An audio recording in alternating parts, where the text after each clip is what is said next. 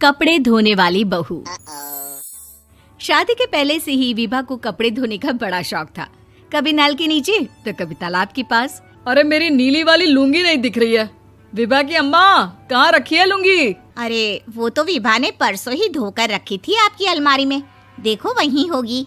वो ना मैंने आज धो दी, मुझे लगा कि गंदी हो गई होगी। अरे कैसे गंदी हो गई थी? उसे तो मैंने पहना भी नहीं। हे भगवान, इस लड़की के कपड़े धोने की आदत से परेशान हो गया हूँ मैं।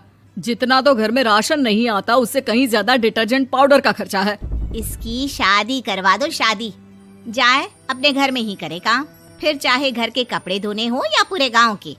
हाँ ठीक बोल रही हो, देखता हूँ मैं कोई लड़का। वो दिन भी आ जाता है जब विभा को देखने लड़के वाले आ जाते हैं। लड़की मुझे अच्छी लगी। होने वाली सास कहती है, बेटी अगर कुछ पूछना है तो पूछ लो। वैसे तो हमारी लड़की बहुत ही शर्मीली है, जो बोल दो वो मान लेती है, इसे क्या पूछना होगा। अरे कैसी बात कर रही हो माँ, मुझे इन लोगों के घर रहना है, सवाल तो कई है।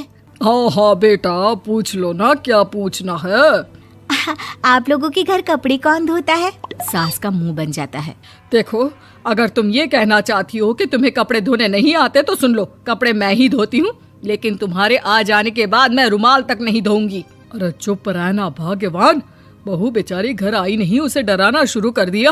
वो क्या है ना बिटिया, अभी तक तो ये कल्लू की माँ ही धोती थी, लेकिन अब तुम्हारे पापा तो दहेज में वॉशिंग मशीन देंगे ही। तभी विभा की माँ बोल पड़ती है, सवाल भी पूछा तो क्या। वैसे भाई साहब, मशीन की तो फिर भी कपड़े धोने की कैपेसिटी होती है, मतलब जो बिटिया दे रहे हैं ना विभा, इसे कपड़े धोने का बहुत शौक है। ये आप लोगों के क्या, आस पड़ोस गांव मोहल्ले सबके कपड़े धो दे और उफ तक ना करे। बाहर देखा नहीं आपने कितने कपड़े सूख रहे हैं, सब हमारी बिटिया ने ही तो धोए हैं। बस भी करो ना माँ, शर्म आ रही इतनी तारीफ सुनकर।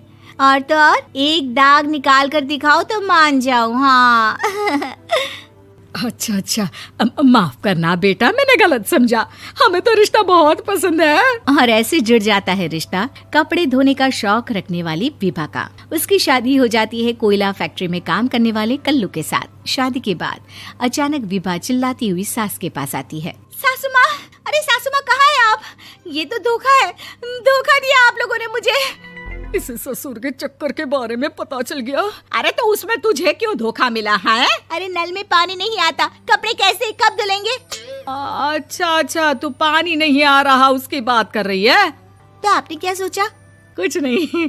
अच्छा, तेरी माँ ने कहा था कि कपड़े धोने का शौक है तुझे, याद आया मुझे। शौक शौक बोलकर कपड़े धोने वाले मेरे जुनून को कम ना आके सासू माँ, कपड़ा धोना मेरा गुरूर है। तभी पति भी वहाँ आ जाता है। अभी अभी मैंने इसे सनी देओल की फिल्म दिखाई है, उसी के डायलॉग मार रही है माँ। अच्छा सुन, साफ साफ बता रही हूँ, पानी सुबह 4 से 6 और शाम को 10 से 12 आता है, समझी? विभा टाइमिंग सुनकर हैरान हो जाती है। ये क्या भूतों का मोहल्ला है? सुबह 4 बजे उठकर कौन कपड़े धोता है? 4 बजे टंकी में पानी जाता है, फिर सारा दिन धोना ना, किसने मना किया?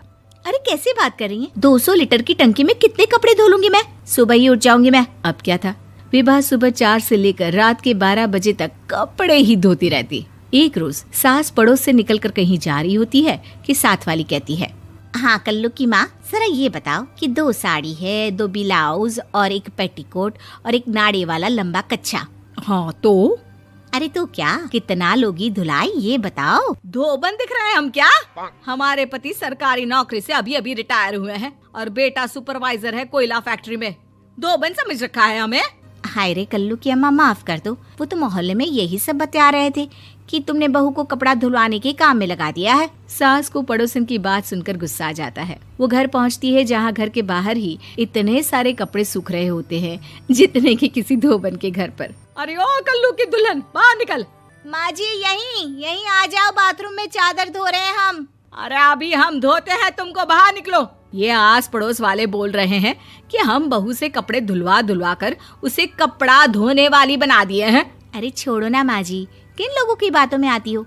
आस पास के लोगों का तो काम ही होता है कि वो किसी तरह सास बहू को लड़ा दे। बहू सारे घर के कपड़े धोती है, ये क्या कम है? बोलिए। सास को भी लग जाता है कि वो बहू का ये सनकीपन नहीं छुड़वा सकती, इससे अच्छा है कि खुद ही चुप हो जाए।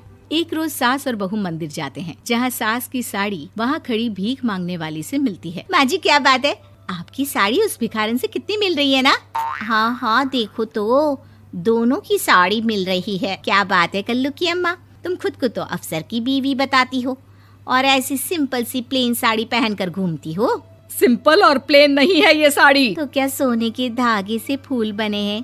कुछ भी सासू माँ, कुछ भी। हाँ बने थे इस साड़ी में सोने के धागे से फूल। मेरे पति लेकर आए थे मद्रास से स्पेशली मेरे लिए 10,000 की।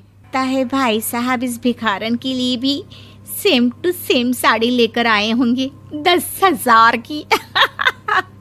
सास उस वक्त तो कुछ नहीं कहती, लेकिन बहू के साथ घर आती है और अलमारी से एल्बम निकाल कर लाती है। ये साड़ी देख रही है, ये वही साड़ी है जिसे मैंने अभी पहना था। इस साड़ी में ये जो चमकदार फूल दिख रहे हैं ना, ये सोने के धागों से काढ़े गए हैं।